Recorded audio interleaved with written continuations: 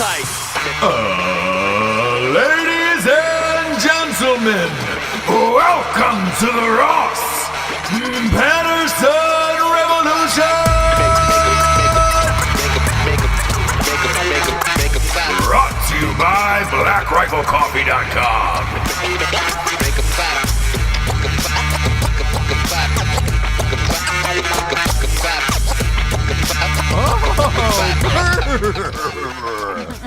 We're really feeling it, aren't we?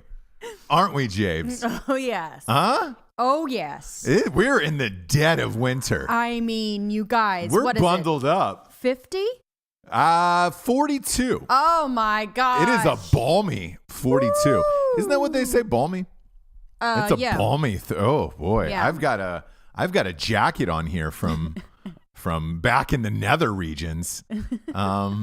Back when I was a young boy in the Netherlands, I used to have this jacket. You mean the 90s? Whatever. Whatevs. Dude, God. God, even the microphone's having trouble today, It's just cold and rickety. I can't even touch it. The Look metal's at it. so cold. It's just moving on its own. Nothing I can do about it. Welcome to the New Year. I want to call this the New Year's Eve show. Is that appropriate? Can we say that? Yeah. New year, new me. New year, new you. God, I fucking hate when people say that. I don't think they say it anymore. They do. Oh no. Everybody still says it. Ugh. You know what I got at the fucking gym too, which I knew it was coming at one point from some asshole somewhere. Mm-hmm. I got the old "see you next year." Oh. It's like, fuck you. What if you came in today though? What's that? What if you came in today? See you next year. Huh. Yeah, 3 days. 3 days. So, see you next year. Right. There's nothing worse than that joke to me. Like, nothing What about like gets an my April Fool's? my fucking goat worse than that joke. Oh, okay. Yeah, and April Fool's is second on that list. Second, yeah. I don't enjoy April Fools. I've never found any of them funny. Unless you're murdering someone. Yeah. Yeah, if you Then murder someone, hilarious. Way to go. On April Fool's? Yeah, because then it's like, Whoopsie daisy. Sorry about that. Yeah. You're going to prison for the rest of your life on April Fool's. What? Framed like Gone Girl somebody. April Fool's. Exactly. Like then I could have a hearty chuckle and understand. And you guys would laugh every time you visit in jail, right? Oh, we have a nice long belly laugh Hilarious. together of like, April Fools. Guess what? You visit them every April Fool's. You're murdered. You murdered somebody. You murdered somebody, and I'll never tell. No, I will never tell. I'm going Strike Force a little boom boom to start off. I feel like I needed it today. Yeah, it I don't know if the camera caught it, but that 750 milliliter bottle comes in handy, especially when you're dressed like the fucking Michelin Man. Because we really wanted to sell this bit. It is only 42 degrees here, but the rest of the country is under some, Siberian siege right now. They don't know Erie, where we're Pennsylvania got 5 feet of snow. They got 53 inches. That's crazy. Must be some kind of record, huh? It is a record, actually. Oh. And people are digging out. There's all kinds of photos online. It's going to be the coldest, actually, New Year's Eve ever in Times Square. So people are going to really, really turn out for that. Mm-hmm. I think more or less just to say they did it. Kind of like Woodstock, where it was just like, I was there. Yeah. Remember the coldest New Year's Eve ever in New York City? There was one colder. I remember it. 1917. Oh, what was it? Yeah. There was actually one colder. Yeah, but I'm talking about like the Dick Clark era. Like Dick Clark maybe he was alive. But that motherfucker lives to be like 100. It is going to be the coldest since like 1962. Yeah, something crazy. So. Since they've been doing the ball on television, I believe. Yeah. Because that's when people are, really lining the streets for all this shit. That sounds like a nightmare. Just Jenny McCarthy. Oh boy, peeing in the streets. Yeah. You know she's gonna pee. She always does. Outside, yeah. She always does. And look, I get lost in the magic of it. Mm-hmm. I get lost in the magic of her making out with is it Donnie? Donnie Wahlberg, yeah. And Donnie being like, "Are you jealous? Yeah, you jealous? Look what I got. Look guys. what I got, Jenny McCarthy." We're good, Donnie. I know. Way to go, bud. The funny thing is that when I see them on, because they do it every year. She makes out with him on New Year's Eve, and it is that sense from him, like, yeah, you jealous, boys? You jealous? And it's like, man, for a 90s dude, though, from NKOTB, New Kids on the Block, obviously for you, you laymen at home, you amateurs who don't understand what NKOTB is. Turn off the show. Yeah, flip it off. That was probably his dream. Oh, yeah. Along with the rest of us as a kid, where you were like, all right, yeah, Jenna McCarthy's, that's the best you could get. I think up until fairly recently, she was like, a hot lady that was... She's still hot for her age. Yeah, definitely. I just, my thing with Jenna McCarthy is I can't take the rest of the ridiculousness of her. Mm-hmm. Remember that vaccination thing she went through for fucking years, and then just one day popped up and said, I was wrong. Sorry about that. And it was like, man, she railed against people for fucking years on that shit. Mm-hmm. And then just one day it was just like, oh, my bad. I think I was really wrong on that.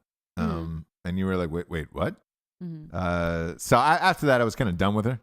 Like I was like, she's cool. Like we're good on the Jenny McCarthy sitch. Like, and I asked people like who were friends with her. I was like, what's her fucking story? Like, is she a blast or whatever?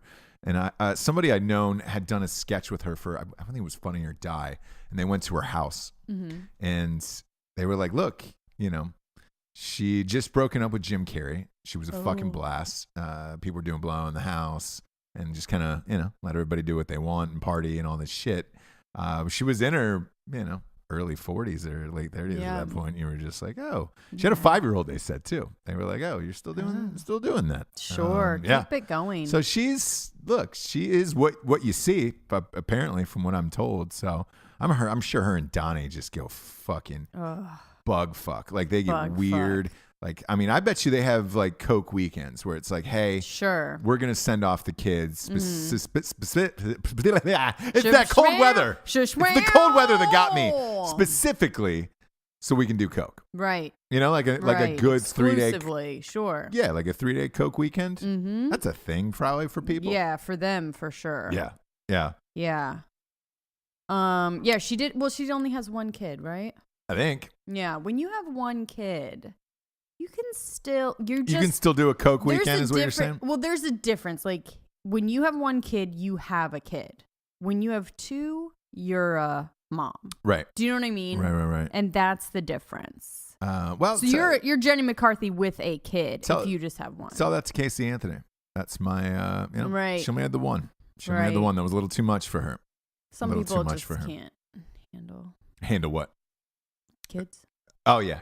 So some people can't. Drugs. Yeah, both. Can't handle life. Yeah. Those people it's just like, hey, get your shit together. Get your shit together. Yeah, like if you can't handle drugs, don't do drugs. Yeah. If you can't handle kids, don't have kids. Don't have kids. Pretty simple. Sure. Pretty stock standard. Sure. But happy New Year's Eve, Jabes. Yeah, happy New Year's Eve. Because I think the next show airs on New Year's Day. So this will be the last show of 2017. See you next year, everyone. See you next year, fuckers. See you next year. So we're gonna go out with a fucking bang, a bango. Okay. Tonight. Oh, I'm scared. Yeah. Well, find out what goes down. Got a big show, but at first we got some sponsors who pay for this thing to be on the air. 2018 is going to be all about Black Rifle Coffee. Yes. Boom. Hold up your mug to camera. Happy about it. BlackRifleCoffee.com is our featured sponsor for all of 2018. Yep. Isn't that awesome? Real nice thing. We changed the intro. We got a new intro song, and we're a Black Rifle Coffee family now for all of 2018. Dare we say New Year? New us. Yeah. Wow. You did. Oh, you did. I won't anymore. Don't do it. I won't anymore. No, shut that down. Okay. Shut that down. But sure. BlackRifleCoffee.com is the finest premium roast to order coffee. I got it right. I got it right. Maybe. We'll see. It's roast to order. Yeah, I mean, basically, that's a good way to explain it to people. Yeah. So essentially, what happens is they make it fresh inside the warehouse. Then they bag it up and ship it to you. It's not like rebagged or some other fucking bullshit coffee. Yeah. Because a lot of people don't know. You see all these coffees out there online and all this other shit, and you're like, oh man, everybody must have their own roasters and shit. And they don't. They're just buying beans from like Colombia or like old Folgers beans, dead serious, and then just repackaging them and then shipping them out to you. Just slapping a logo on it. These guys don't. Evan Hafer and Edwin and those guys take their coffee very seriously. They get a bunch of great flavors. This Just Black, this is your jam. That's my jam. I go caffeinated as fuck. But go to blackriflecoffee.com. They've also got the finest apparel in the land. I'm not wearing it today because it's fucking freezing. Right. It's fucking 42. I'm cold. After living back in the South, you start to get to 42 again. You're like, I'm good on this. I don't need that anymore. Yeah. From California at 50, I am freezing. Yeah. So you're a cold girl. I'm a cold girl. Yep. You got a heart of stone. Little match girl. Little heart of stone. Little match girl. Isn't that a fun little Christmas story? Yeah. She dies. Yeah, she dies. She dies. Go to blackriflecoffee.com and you type in the promo code REVOLUTION for 20% off. They've got a subscription plan, which we have. They ship the coffee right to the fucking house. We don't have to think about it. It's great. Sure. Big fan. Next up, we've got straightrazors.com. There it is.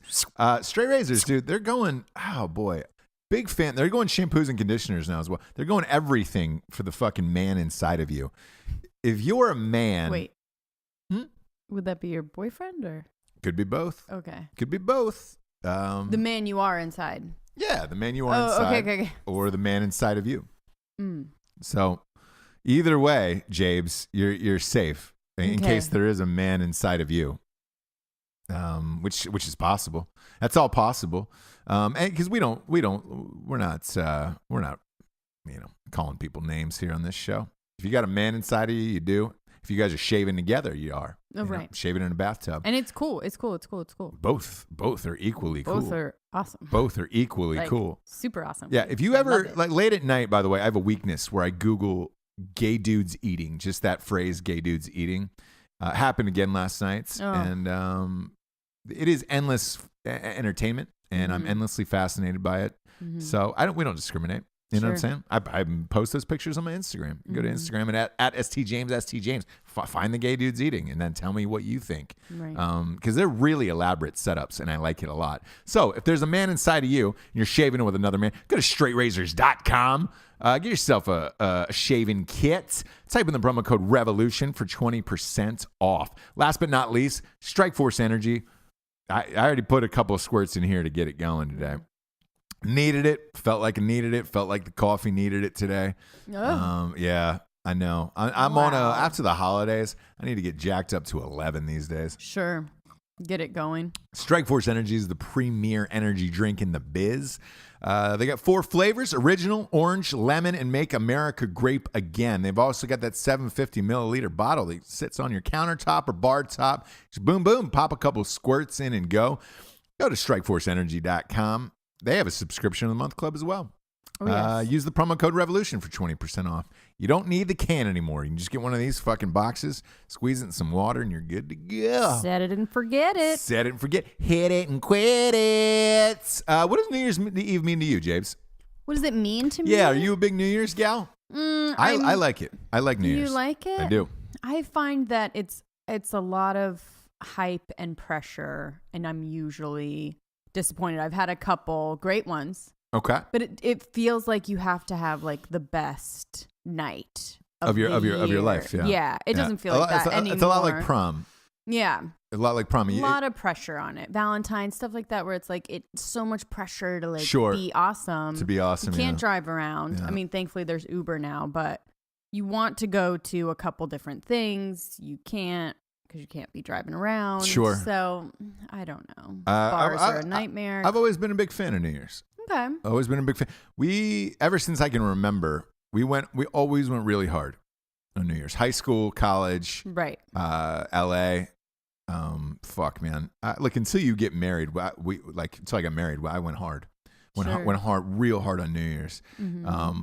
A buddy of mine was a big club promoter, and so we used to get into all the shit when typically you shouldn't be able to. Right. I remember in 99, 2000, it was like the Mecca.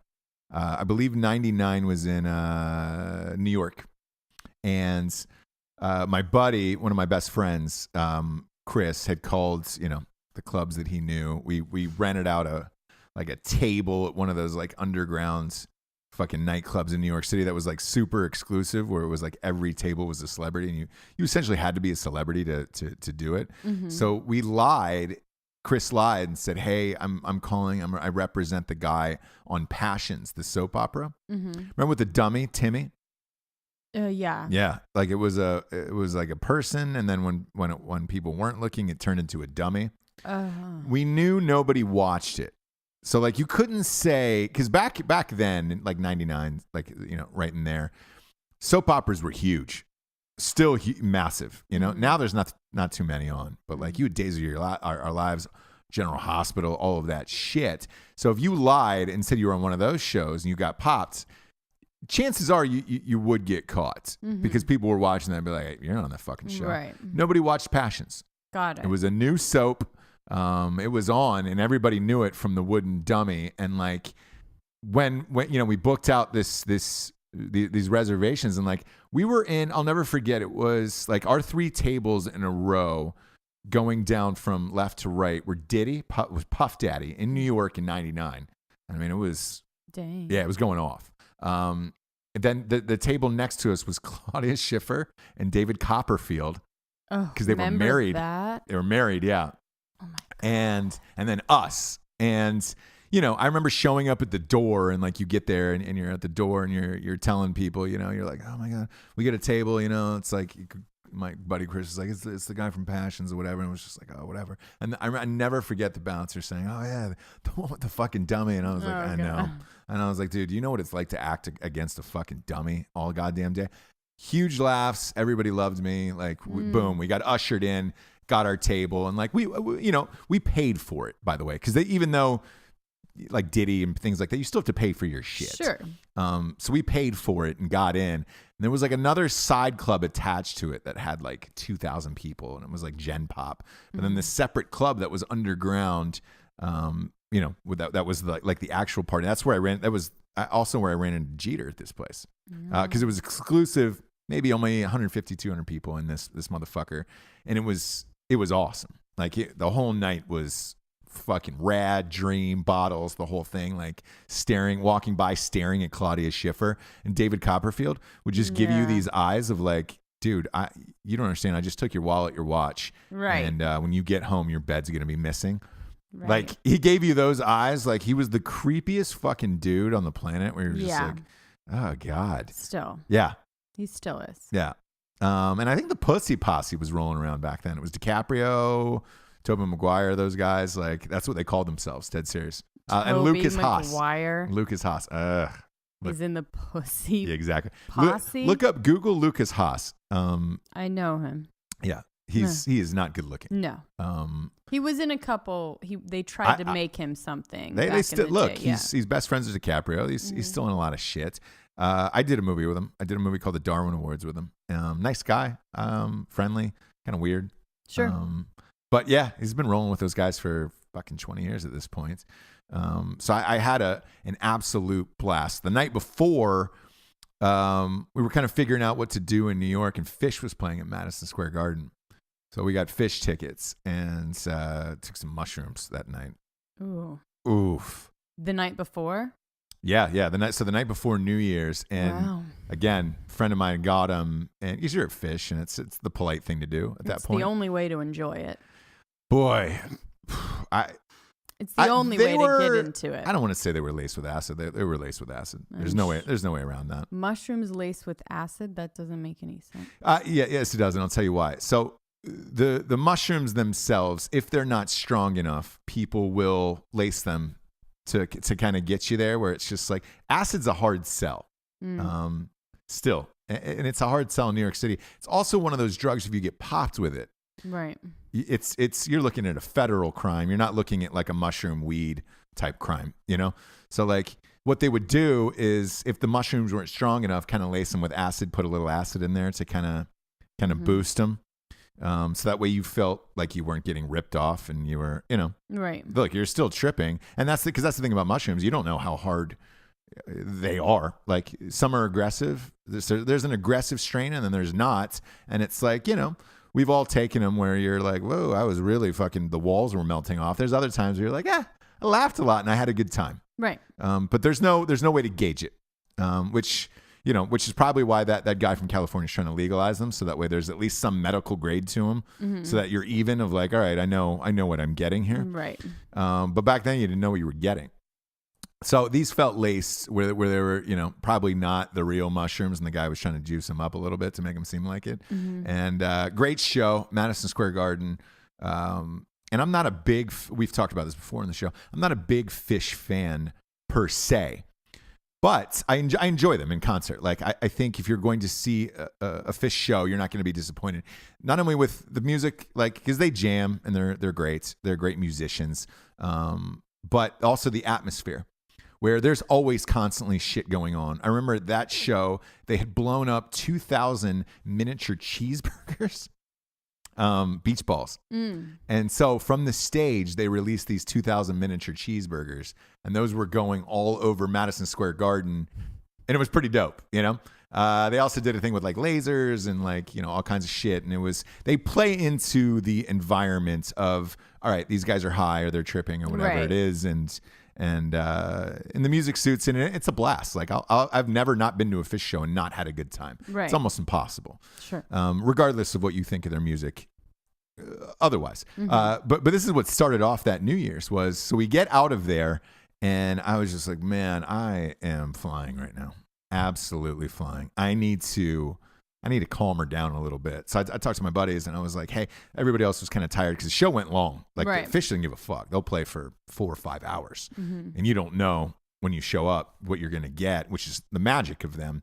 But afterwards, some of the people I was with were like, hey, man, it's fucking late. I want to go back and get ready for New Year's tomorrow night.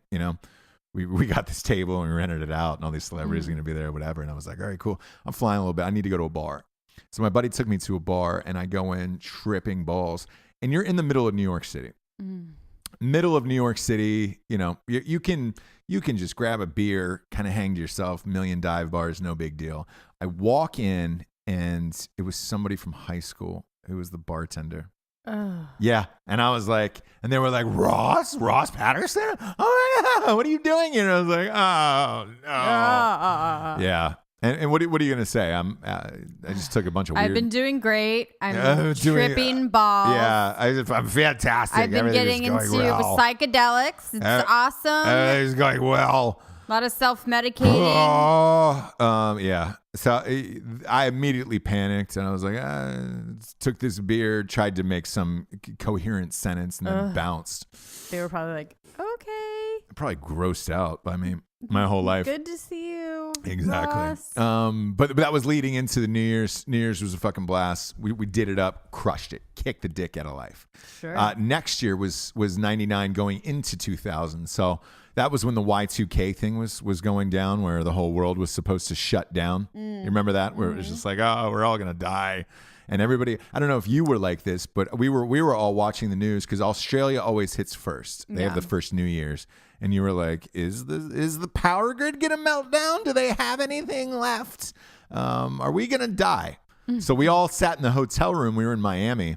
And we saw, on the thing that Australia had survived. And there was a guy on the cover of Time magazine who saved the Y2K thing from happening.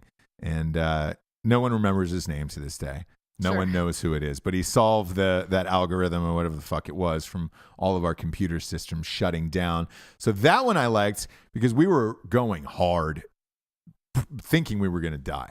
Right. Thinking it was going to be over. Okay. And then there was going to be an apocalypse and all this shit. Right. Also, we knew the Prince song. 2000 patio. It's out of time. You're out of time. And you're like, all right, cool, fuck. So they were playing that all day long. Same thing. Called, lied, said I was on Passions. And we were in Miami Beach this time. Went super hard. And there's a guy I'm going to thank at the end of this show who saved my life that night, who's the revolutionary figure of the day. Okay. And his name is Jordan Hunter. And I'm gonna get to that story at the end. I'm not gonna ruin it. Sure. But that was a great New Year's. had a fucking fantastic New Year's Eve. Really went hard. The next couple were in LA. Spent one, I think, in Mexico one time. Like, I've always been a huge New Year's guy. And for me personally, it's the one day where I'll take stock on the entire year that day. Like, I don't really like to look at accomplishments or failures or any of that for the year as it's going on. But on that day, I do. I look back and I'm like, all right, what worked this year? What didn't work this year?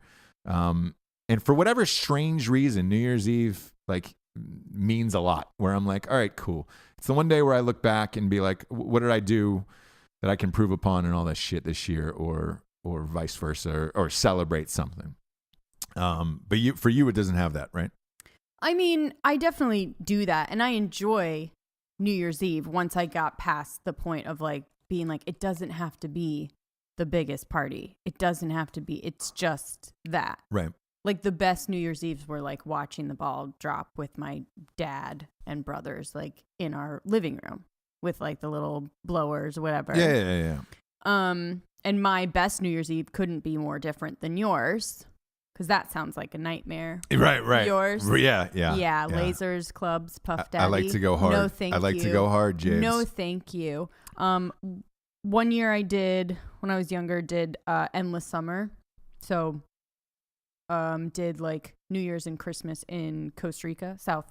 Oh, all right. America. Yeah, sure. Because it's still summer. Yeah. And it was in Manuel Antonio. I feel like you know where this is, in Costa Rica. Or Jared does. I think he likes it. No, our buddy Jared does. I've never been to Costa Rica, actually. Oh, okay. Yeah, so it was in Costa Rica, on the beach. We were at this bar that was like just right on the beach, obviously. It's amazing. Yeah.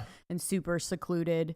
And we look out on the beach and there's this tent and they're setting up like DJ and putting up all these trees. Yeah. Like Christmas trees with lights on them. And it was just like a crazy party. So we just like walked down there. So you're just like drinking a whole bottle of champagne to yourself. Everyone has their own. Big fan of that. Yeah. Christmas trees on the beach. Your toes are in the water. It's warm. Starts to rain like a tiny bit because you're so hot. You like love it. Right. It was like one of those nights where you're like, are you fucking serious? Like this is, but not planned. That's the thing. He's like, we're just going to go to this bar, get a drink. Like, it's New Year's, but we're out of town. We don't really know anybody. So it's just like, whatever. We're not going to like try and have the best night ever. And it turned into the best night ever from just going with whatever. Sure. Like you felt like, and that's another like New Year's way to do it. It's just like, say yes, like go to whatever the thing is. Like, don't make that many plans before. That would be that would be a blast, actually. I think I did one in Mexico that was similar to that, where it was just like, whatever happens, then it happens, and that'd be awesome. You know, it's going to be different and weird, and as long as you don't die, for sure. Just something that can happen. It can happen. It can happen. Yeah, out there. Best New Year's was 11. 2011, I think. Oh. When the Jay-Z Coldplay show at the opening of the Cosmopolitan. I talked about that on the show. Yes. And that one was again, nightmare. No, because that was my night. That they treated that like a prom. So like it was black tie. It wasn't, there was 200 people and it was a dinner and all that shit, where it was just super nice and classy. Like there was no that's your ultimate dream. If you got to go to that, it would have been your ultimate dream, where you're like, wow, this is as nice as it gets. As far as like people dressed up and dinners and all of that stuff. So that was a fucking blast. But this one we've had so much going on this year for the entire year straight. I feel like there's been no let up, no breath at all, where it's just like, This is like one year where I'm just looking forward to hanging out with friends, staying in our hometown, not traveling, because we've been a million fucking places this year, and then look, I'll be in Vegas in 3 weeks doing a gig in Vegas, so it's like, man, getting back on that train again, it's starting up soon. Starting up quicker than last year, and I'm like, shit. Yeah. So I'm looking forward to just hanging out with some friends, having the kids play with one another, and all of that shit, and taking it easy this one. Yeah. Boy, this one I need it. This one I need it. Next year I don't though. Oh, next year I need to go hard. You better plan for next year. Oh, I'm going to. I think next year I would love to do something like that, where you go to Mexico and just fucking chill out. Not like Mexico. Like, right. Let's be honest. I want to go to fucking TJ and hang out. Sure. Go to a donkey show, but right. Yeah, go to like Cozumel or fucking, even Cancun. I can get loose in. It's just enough of a party for me. Sure. Because the big guy likes to rock. Mm-hmm. Those are those who like to do Jello shots still. Oh God. Yeah, don't mind them. Then go to Cancun, yeah. Don't mind if I do. Sure, have fun. Or maybe go to Cozumel and then take that boat over to Cancun for the night, Mm-hmm. And really, for those about to rock, Right. Right. That would be a blast. I personally would go a little bit more secluded.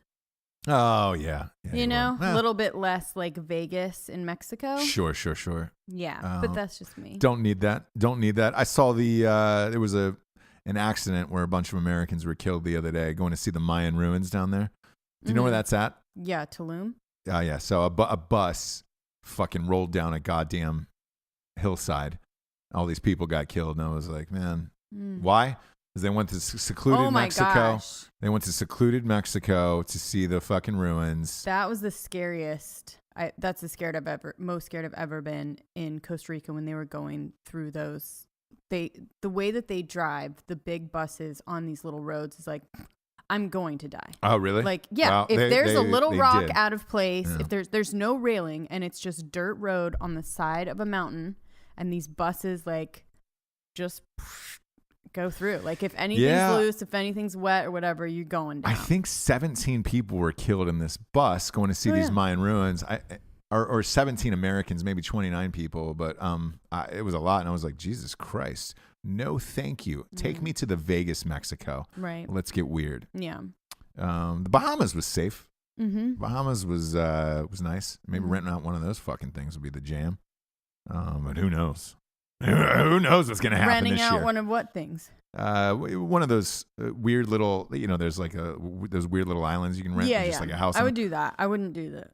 Because they're cheap. Yeah. It's not like some crazy expensive thing that you think. A lot of people don't know that. They're like, oh man, that's super. Because you don't get all the amenities of like a hotel. You don't, but when you're there, suite, and you don't need it, we're just like, oh boy. Yeah. Go to the store, get some shit and fucking really rage. Bring some handguns out there. Yeah. Just start firing off gunshots at people on their Sea-Doos out in front of you. I can go for a nice Sea-Doo down there. You would love a little trip around the island. I'd love it. Sea-Doo. I love it. Besides, there was a crazy story today I actually wanted to talk about. And it's this Milo Yacht guy. We've been close to having him on our show a couple of times. It's fell through. I find him to be a fascinating figure. If you haven't heard, any of his interviews on he's been on Rogan. He's done a bunch of podcasts. Does he have his own podcast? He did. He did. I don't know if he does anymore. But he had a book deal with Simon and Schuster. Yeah. And the book was called Dangerous. I want to say they gave him $250,000 advance. And then that shit came out from another podcast he said about pedophilia, or, he said he learned how to suck a dick from an older man or something. Was that along those lines? Basically, when he was 14. But he also said, to his credit, that, hey, it was consensual and I fucking did this. Like, Right. Yeah. The joke, I don't know if it was a joke, but he does kind of I think it was a joke, but yeah. Well, he makes really dark jokes like that. That's his whole thing. That's his whole shtick. The joke was kind of like, there's, some pedophilia can be like good and helpful and teach you. Yeah. And I'm sure afterwards he was like, I'm fucking joking, but they only take whatever snippets and whatever. So Simon and Schuster canceled his book deal. He said, go fuck yourself. I'll put the book out myself and it'll be #1, which it was. Fuck. Nice. Crazy. The New York Times, though, did not recognize it as #1 on the bestseller list. Yeah, I don't know. I don't know. They never gave a clarification as to why. But can you be self-published? You can and be #1, and he did it on it. He was #1 on Amazon. So it There was no clarification or no answer why he did not reach the New York Times bestseller list. Okay. I don't know if the book, maybe it wasn't in hard copy yet. I'm not sure what the final stats of it were, but he ended up suing Simon and Schuster for $10 million for not publishing his book and wrongfully terminating his contract. Simon and Schuster, in turn, said, no, you did not turn in an acceptable manuscript. That's why we terminated your deal. Which is a loophole in a contract. There is that, and look, I can tell you, having sold numerous books at this point, there is a clause in your contract that deems it an acceptable manuscript by the publisher. It is a very, very loose term because what they deem acceptable will often differ from what the author deems acceptable, of like, hey, I feel like I've fulfilled all of your obligations and or notes in this book, and this is what I'm giving you. In any case, doesn't matter who it is, even like Obama's got a book coming out next year. Even in the case of somebody like Barack Obama, a publisher could come back and say, nah, we want you to dig a little deeper and we want more, and this isn't acceptable. And when it's not acceptable, they don't pay you. So I'm currently going through it now on the Matt Bass book, Freedom the Fuck On.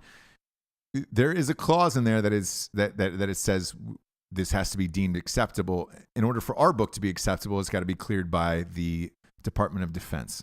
They have not cleared this book yet. It has been 6 months, and we're still waiting on that.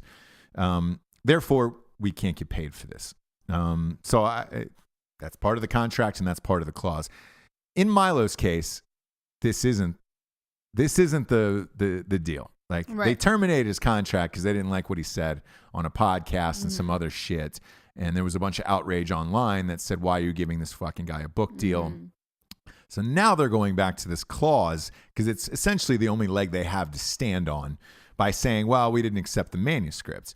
A woman today went into public records, and anybody can do this under any court case. And she got in and got the entire manuscript that was submitted to the judge for the case, including all of the notes from Simon and Schuster, and has put this on Twitter, and Twitter is having a field day with it. Of Milo's a shitty writer, he's a talentless hack, all of this shit.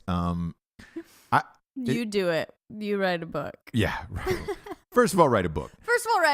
Secondly, the notes that are being published on here, and I don't know Milo. I don't have an opinion on him one way or the other, to be honest with you. That's why we're hoping to get him on the show.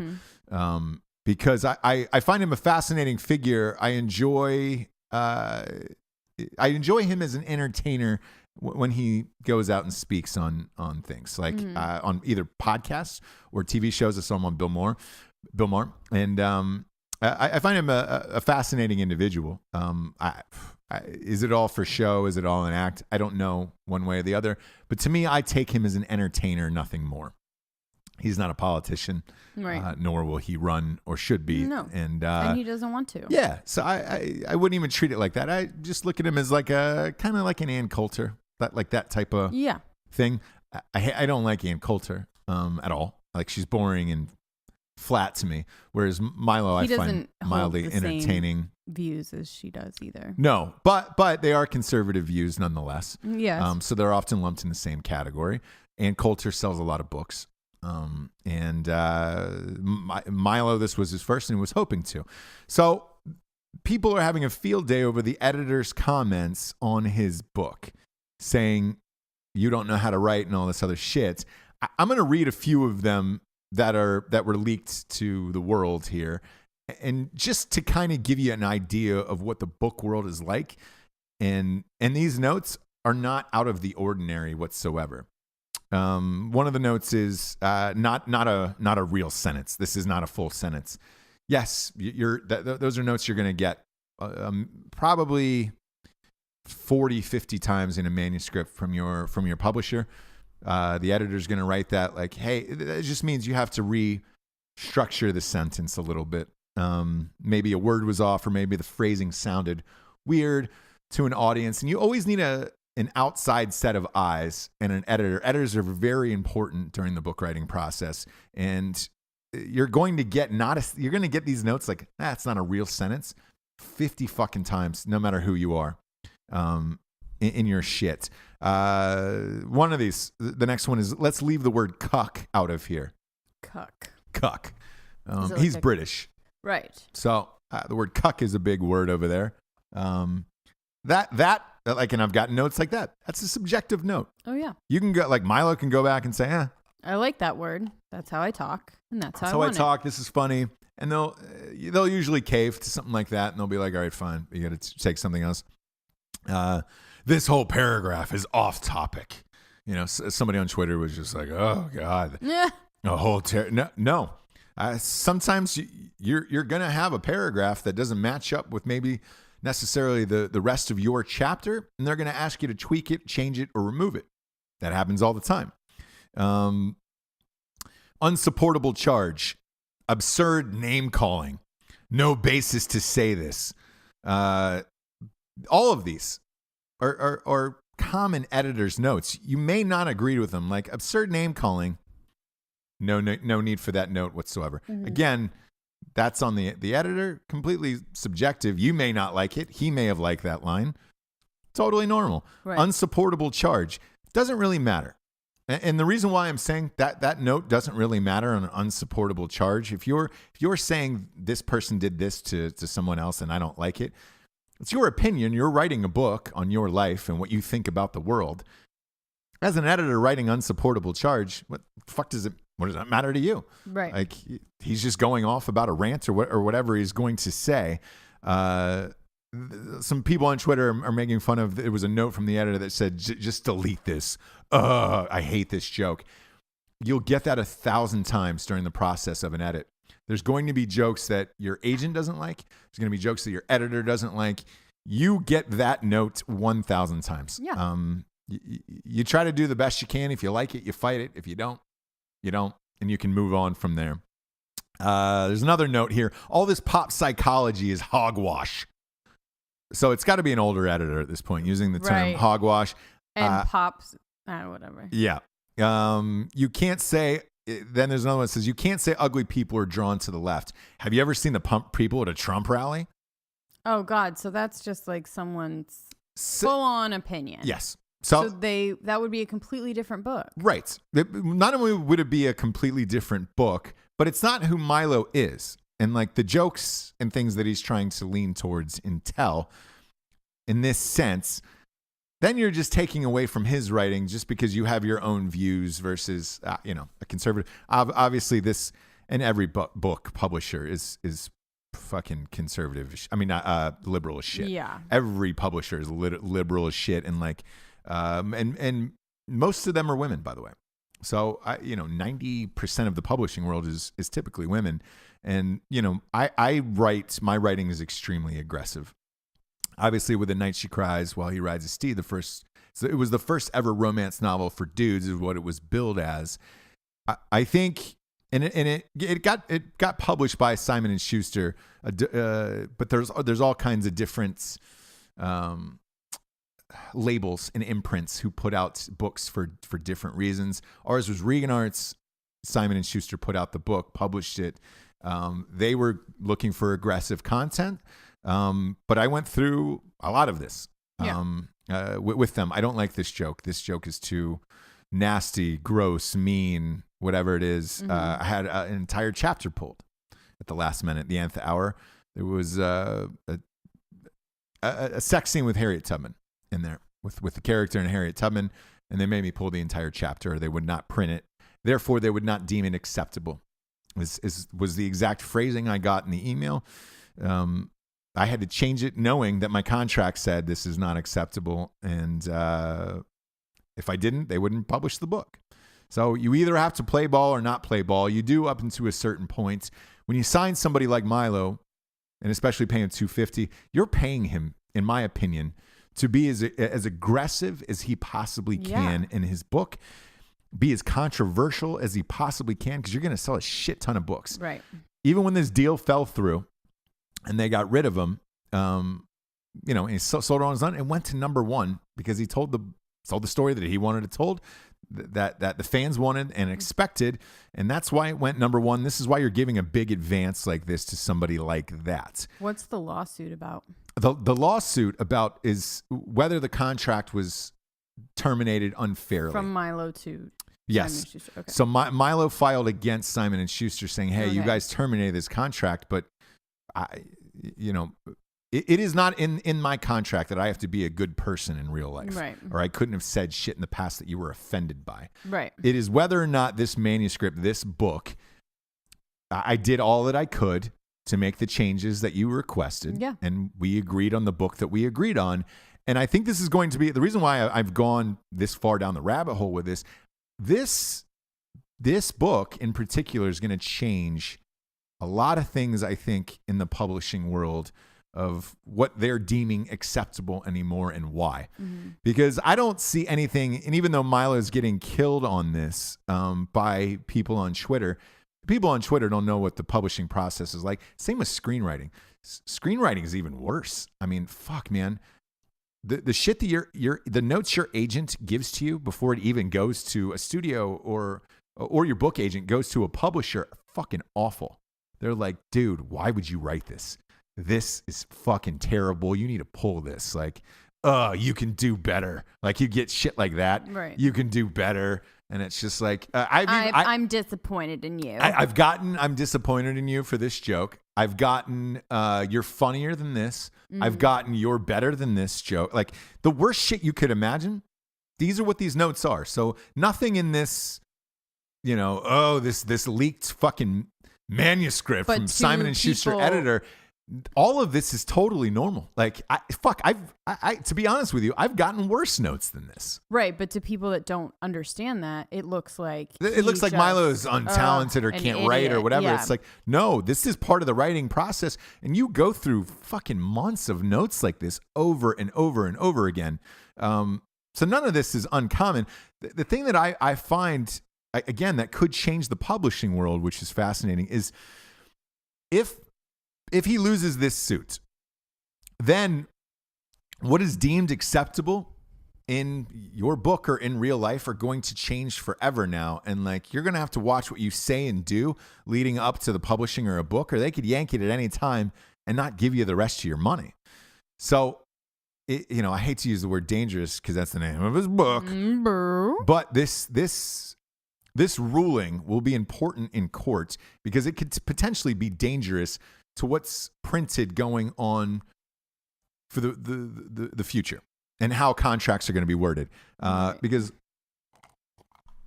look, I have the sequel to this book coming out next summer. It's called When Darkness Falls, He Doesn't Catch It. And it is more aggressive than this book right here. I have a 30-day contract that when the book is done on my side, I have to give that to them first. The same publisher who did this. They have 30 days to decide whether or not they're going to do it or not before I can even shop it to anyone else. Mm-hmm. But if they come back and say there's things we want to change in this, I'm gonna say no. Like, hey, this is the book that I wanted to make, and fuck off, I'll print it on my own. Mm-hmm. Which is what Milo done. It's what a lot of people have done, and especially with audiobooks. Who's the big audio channel? Audible. Audible.com. That prevented a lot of people from self-publishing in the past because, the books on Audible have become so huge now that you couldn't get on Audible before unless you had a publisher. So you had to have a publisher. The publisher had to book studio time, approve the final edit on your audiobook before it would go up. You couldn't get on Audible. Now you can. So you don't need them anymore. Mm-hmm. And you get to keep 100% of your rights. Mm-hmm. So 100% of the money that comes in from audible.com goes to you, where typically if you do it with the publisher, you only get 30%. It's a big fucking jump. Dang. So now, like somebody like me, because most of your biggest book sales, ironically, come from podcasts. Any book publisher will tell you, hey, you need to get on a lot of podcasts. This is what's selling the most amount of books. they pair it up with people who genuinely like to listen to shows, podcasts in particular, often read. Right. And they're therefore either most likely to either buy your book or buy the Audible book, audio version of your book. And they'll tell you to gas it. Well, with having 2 shows, Ross Patterson Revolution and Drinking Bros, sell my own fucking books. Like I don't really need their goddamn help. So I'm writing exactly what the fuck I want to write in this. But somebody like Milo, who you're getting paid to write what the fuck he does and release that to the world by filing this suit, because I heard there's a countersuit against him. If this settlement or judgment doesn't go through, I think it's going to change the way people think about publishing on the writing side, of whether or not they actually want to go down that road anymore. Right. And it's also going to change what agents say to the publishers of like, hey man, I'm not responsible if my client goes off the fucking deep end in real life. Yeah. We've signed a fucking deal. You can't deem this book, unacceptable. Like if Milo had turned in 20 pages, because they give you a word count in these fucking things. It'll be, usually a minimum of 60,000 words that you have to turn in. If he had turned in 40,000 words, 20,000 words, 30,000 words, and was just like, this is my book, you guys fucking fix it, then you have a real problem of this is not acceptable. He didn't do that. He turned in a full book, turned in his book. These notes are fucking typical. You might not agree with them, but there is a back and forth dialogue between you and the editor, and you can hash that out. Them canceling the book because of what happened, what he said on a podcast 3 years ago or whatever, to me, he should win this suit. We will find out very, very shortly. But to anybody who is reading this story online today and goes through all of these edits and think that he's a shitty writer, don't. It is a lot worse than this, and this is totally fucking normal. Why people are having a meltdown over this is just because they're uninformed and not involved in those processes. But God help you if you are. Take what you're seeing today and understand these notes, that if you are to publish your book, or that is your dream to write a book and get it sold and published and out into stores and airports around the world, your notes are probably going to be worse than this, because those motherfuckers are ruthless. And you have to have thick skin and kind of laugh it off, or it is a brutal, brutal process across the board. And everyone has their own opinion on what a book should be. To me, a good editor can give suggestions. You may not agree with them, but saying things like this is not a sentence or rephrase this or whatever, like those are acceptable notes where you're like, all right, great, I was off on this, or like, this is off topic in this chapter, move this somewhere else or delete it, like normal shit. But if you're trying to, put your opinion in there of like, have you seen Trump supporters and things like that, it's not a justifiable it's note. Unacceptable editing. Yeah. So I don't know. When I read this, like this really struck me, because I was just like, man, I don't know this fucking guy one way or another. So it's not like I'm on his side, or know him personally, but I know that process personally. And it's just like, this is pretty stock standard. Right. The other crazy story that I saw today, which was weird, was Dr. Phil. Some people are suing Dr. Phil. Some former guests that came on the show who are battling alcoholism and drug addiction say they were given alcohol and drugs before their interviews. What? Yeah. To loosen up. And that is true. This is 100% true. You go backstage at these green rooms for interviews and talk shows and all of that shit. It is stocked full of liquor. They even ask you if you want anything before you get there. Mm-hmm. But usually you go into your green room or room stocked with liquor and beer. And, if you need a little Mickey, a little to calm you down, because a lot of people are camera shy and get nervous on camera. They get all this shit for you. This isn't a shock to me. People are going ape dick over that. You can't win that. I mean, can't win what? That's that lawsuit. It's with everybody. It is, but like you would figure you would know better of like, hey guys, we're doing a show about drugs and alcohol today. Let's clear out the dressing room. Now, let's say you take a celebrity who's recently gone sober. their publicist will call in and say, hey, clear that shit out of the green room. Like, let's get it on. You should know, though, as a producer or a PA or an AD, hey, guys, we're doing a show about, we get some drug addicts or some alcoholics. Maybe let's get that out of the fridge or not offer that to them. Right. Do you need to sit before you go on? Every one of them is going to say, yeah, definitely. Yeah. I need a little something to go on. Well, the tricky part about this is if he was giving them shit so that they would look fucked up or seem fucked up on the show. Yeah. And I don't know that answer. I used You'd have to see that show. Yeah. And I used to, I don't know what Dr. Phil's deal is. I've known a few leaked emails over the years where he bashed Oprah repeatedly. Because Oprah was the one who discovered Dr. Phil and gave him, look, Dr. Phil's worth $1 gajillion now. And, if you're not fat from riding on a unicorn, you should put down the Snickers. He's famous for just saying stupid shit like that and having this fucking crazy shit on. I don't know what kind of person he is. I know that he used to drive this Corvette that said Dr. Phil on it. Because I would pass him. We lived, actually, his studio was like a street over from where I lived. So I feel like I passed him like every fucking day in this stupid Corvette. He's exactly what you think, where you're like, oh, yeah, that's the guy who bought the Corvette thinking he's fucking Johnny cool guy, But I don't know him as a person. I mean, you go on Springer, like if this was Springer and you said that to me, oh, hey, yeah, they were giving drugs and alcohol to people. For sure. Fuck yeah, they were. Obviously, yeah. The more the merrier on that goddamn show. And that's what I love about it. Dr. Phil, though, is a little classier. I would have thought in less, I guess. I don't think that's actually true. No? No, he's just as much into ratings as anyone. As the rest of them? Mm-hmm.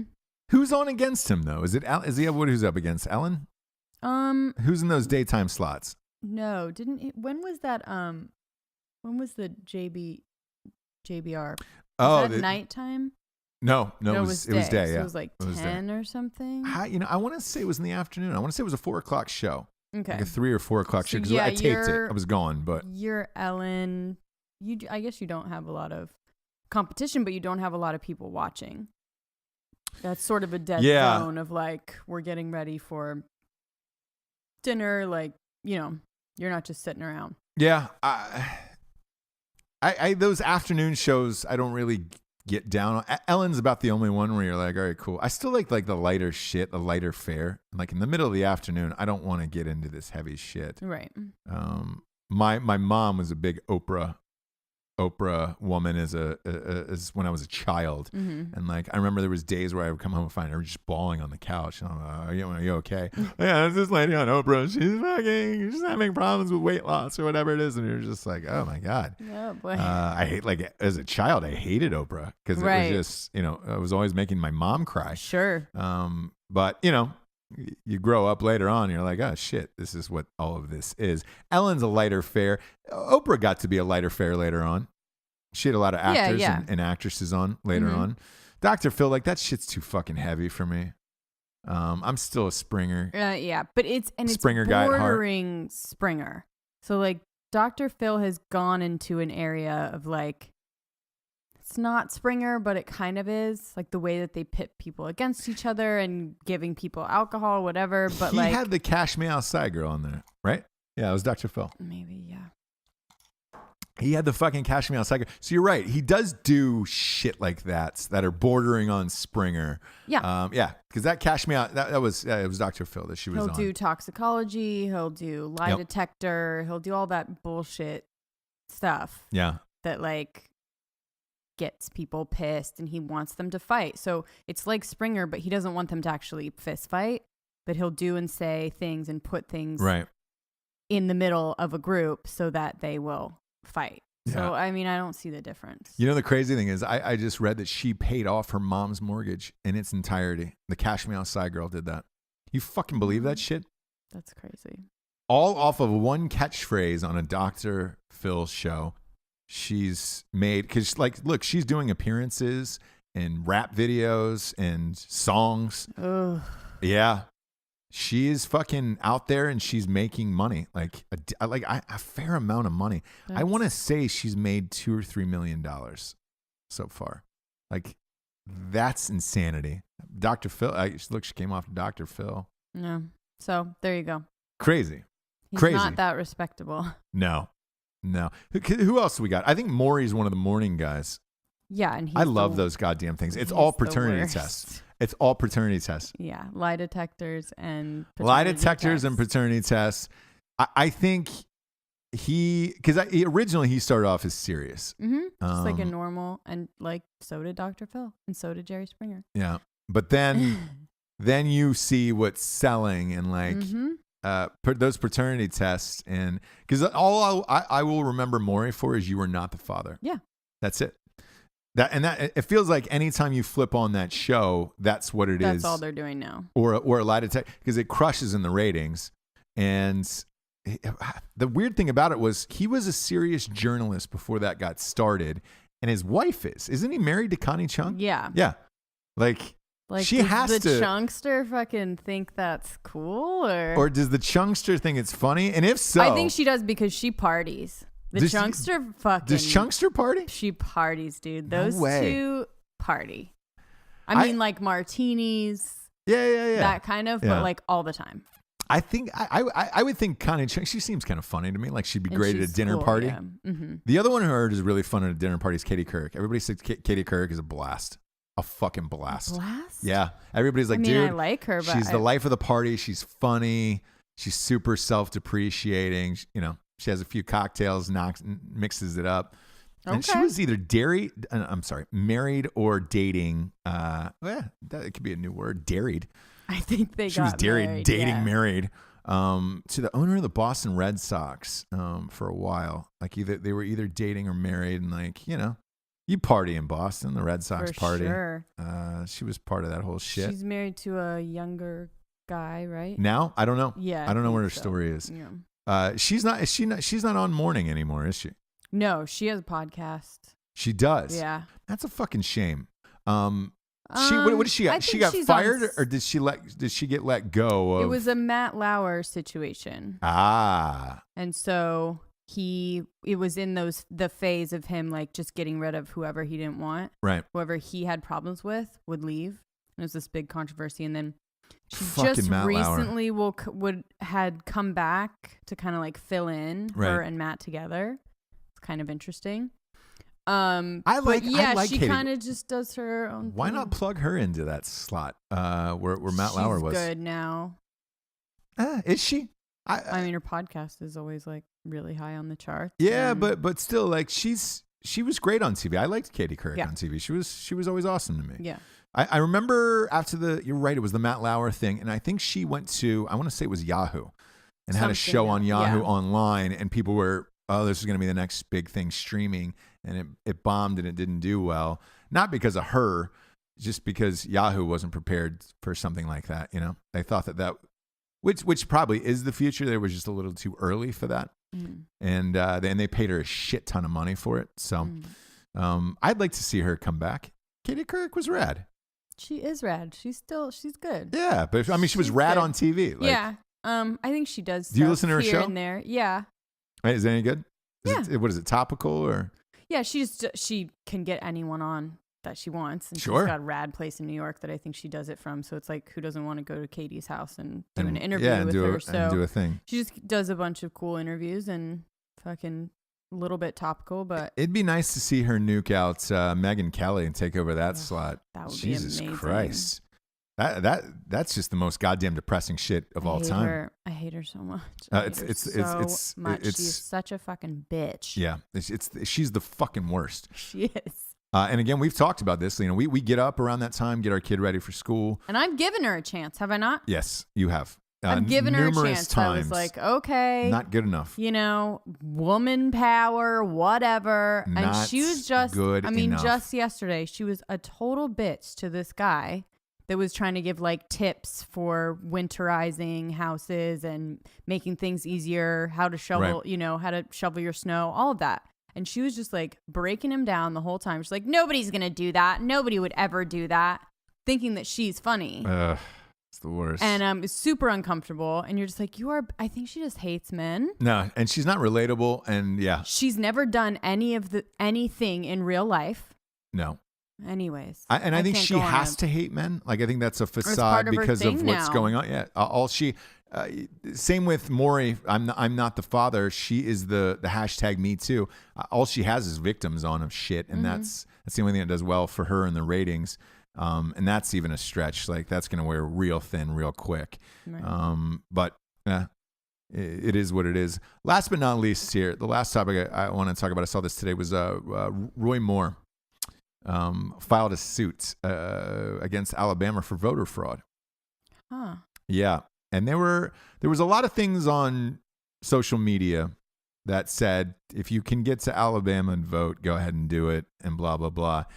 He was a judge. Look, the guy's probably a piece of shit. I don't know him personally, but by all, if you don't believe he's probably a piece of shit. Homosexuality or whatever. Yeah, moving on. But everybody we've spoke to, and we spoke to quite a few people who knew his family and him in Alabama. Remember a restaurant one night? Talked to him about it for like an hour. There was a couple from Alabama, and they worked with his whole family and whatever, and they were like, none of these allegations are true, but he's just a weird guy in general. A brainiac is the way they put it. A very smart guy is what they said, and a brainiac kind of keeps himself a very methodical thinker and was always tinkering with things, but which makes sense if you're a judge. If he turns out to be right on this, the shitstorm this will cause. Holy shit. We will see. Because you're only looking at the final difference when I was reading this article this morning was 21,000 votes. Not a lot. No. So. Not a lot. Boy. You could be, this would be utter fucking chaos if this came true. Not saying it is. Not saying it isn't. Throwing it out there because it was the last big story I read, and of the end of 2017.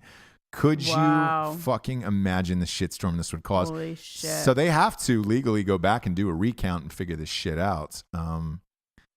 If this turns the other way next year, boom! Everyone being welcome like, to 2018. I'm so proud of you, Alabama. They're like, we didn't like. We didn't do that. We actually don't know who did that. Yeah. We don't know who did that. So we'll see what happens. I'll follow this now a little more closely than I would have. Before I would have dismissed it. Just the guy wouldn't concede, and it was just like, whatever. He demanded a recount. Fine. He's a dick. But now that he's alleging voter fraud, we'll see what happens, because this did get brought up in a few counties and states during the presidential election. And they went back and recounted them by hand and found the people and all of this shit. And some of the votes in some of the states were closer. What was it, Michigan, that came down to like 10,000 votes for Trump over Hillary? So they'll get to the bottom of it. But if that ends up flipping the other way, because a couple of these have flipped in the past, good luck 2018. You will be ringing in the new year with a fucking bombshell. A bombshell. With that, I'd like to get to the revolutionary figure of the day. Since it's New Year's, Jabes, I'm going to go back to a New Year's story that I was talking about earlier. Oh, yes, I remember. My revolutionary figure of the day is a man named Jordan Hunter. Close friend. Sure. B-Fry, if you will. Some might say the only friend that is worth having in this world after what he did for me. Oh, wow. A lot of drinks on New Year's. A lot of drinks. You're going around the club, You're young and wild and free. Sure. It's like a Wiz Khalifa song. Sometimes you make some bad decisions. Sorry, dad or bad? Bad. Oh, okay. Bad decisions. Not dad decision. In no way or shape or form did I say the word dad. Oh, he said dad. No. Dad decision. Nope. Didn't make that any. You're making a dad decision if you don't pull out at the end of the night. Sure. But a bad decision, right, would be taking home a 4, somewhere in there where you're like, that's a bad decision. Mm-hmm. Sometimes, especially in Miami Beach, women are not women. Ah. Yeah. And look, I had a lot of drinks that night. Might have been chatting up a tranny. Oh. Yeah. And for a while, like a good 20 minutes where you're just like, oh my God, you're beautiful or whatever it is. Because you don't know. Look, down in Miami, you're getting close to Thailand. They take care of them. Yeah. It's a hard call there for some of them. Where you're like, boy, I don't know what I'm getting into. Jordan Hunter saved my life that night. Oh, how? He said, hey man, I felt this tap on the shoulder. Sure. And then he said, hey man, that's a fucking dude. And you're all, what up, Jay Hunt? Yeah. And you're all, let me do this, Jay Hunt. Yeah. We called him Joho. Yeah. Joho? Joho. No, just Joho. That's what we like to call him, Joho. Jordan Hunter. And he tapped me on the shoulder and he said, it's a fucking dude, bro. And I was like, no, can't be. I love her. And he goes, you notice how tall she is? I was like, yeah. She was like 6'1". Sure, and model. Model size. Exactly. That's what I said. Model. Supermodel. Big deal. Supermodel. Don't be jealous because I'm going home with the supermodel. I'm 6'3". Guess what? She can still wear her heels with me. Right. And he goes, okay, fair enough. I'll give you that. But have you seen her hair and her hands? And I was like, she's got bigger hands. She's a bigger lady. Whatever. Sure. Model. Again. Normal. Model. Have you seen Nicole Kidman's hands?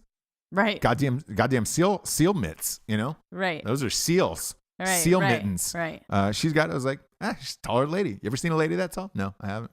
Mm-hmm. What about that Adam's apple? Pardon me? Looked up. It was the size of a golf ball. Mm-hmm. And I was like, oh, boy, I've made a mistake. Yep. The Adam's apple was as big as her balls. Yeah. I have made a very bad decision here for the last 20 minutes. Right. And I think it is time for me to step away from the dance floor. Was there any like cuddling, canoodling? No, there was some touching, like on her, like breezing by my shoulder. Oh, okay. That whole type of thing. And I will say this: when he pulled me away, she was genuinely pissed off about it. Like, and I don't know if that's a thing of like, hey, with transsexuals, whether they want to turn out a straight dude. It's a big thing in the gay community. That's a goal. That was what the Kevin Spacey thing was all about. Like, and same with Bryan Singer. I think maybe they think you might know and that you're into it. I don't know. And then if you get, if that's part of the thing where you're like, hey, with like for example, straight guys, when they're like, oh man, she's a virgin or she's never been with a older man or something, some weird thing they'll find and latch onto. Maybe that's a weird thing. I don't know. Right. Either way, I didn't want to find out. Yeah. And I didn't because of Jordan Hunter. God bless him. Yeah. God bless him. He's a hero. In this case, he is the hero I deserved. Mm-hmm. He is the hero I deserved. And I needed him. And I want to applaud you, Jordan Hunter. And I'm going to say, this is an audio and a video. Yep. In the camera, on the microphone. You're getting a slow clap. That's Nicole Kidman. Yeah. Yeah. Look up, and if you don't know what she's talking about, Google like Nicole Kidman clapping at the Golden Globes, and you will see that it's like the Grinch. It's like she does not Grinch know hands. How. She does not know how. Yeah, it is a Grinch hand. Well, her fingers are like Grinch length, where it's just like you're like, oh wow, that's weird. Yeah, it's like a baby seal clapping. So Jordan Hunter, this one's to you. Merry New Year, Happy New Year. Yeah. And to the Jables, we're gonna ring it in strong. How do you feel? How do you feel about next year? You think it's going to be good?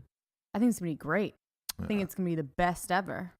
I hope so. Don't you think? I hope. Yeah. You never know. Yeah. You never know. We're on the wave. I've always had those years where I used to say that all the time. I'm like, it's going to be the best year ever. And it wasn't. Yeah, I guess don't jinx it. But yeah, then there's others where I was just like, I don't know what's going to happen next year. And it turned out to be the best year ever. So I don't know what's going to happen. But I'm excited for it, whatever it is. I can tell you I'm fucking back to work. ASAP Rocky on this shit. So we'll see. Either way, we appreciate you tuning in, watching the Ross Patterson Revolution for all of 2017, and we're gonna go hard as fuck for all of 2018 as well. So this isn't gonna stop. We've got the audio shows Monday, Wednesday, and Fridays. And then we do 2 video shows a week. And you can find both of those feeds. There's 2 separate feeds on iTunes. So if you want to watch the video show, you can go to iTunes. And it's free, same as the show. And you can download the video portion of the show, which is the entire show itself. You can go to YouTube. You can always find them on YouTube. You can find them on podbean.com as well. And of course, you can always find them on Facebook, on the Ross Patterson Facebook page, the Ross Patterson Revolution Facebook page. And then we usually throw some snippets up on Instagram, but we'll be here for you 3 days a week for all of 2018 as well. For the Jables, a.k.a. Jessie Wiseman, I am Ross Patterson. This is The Revolution.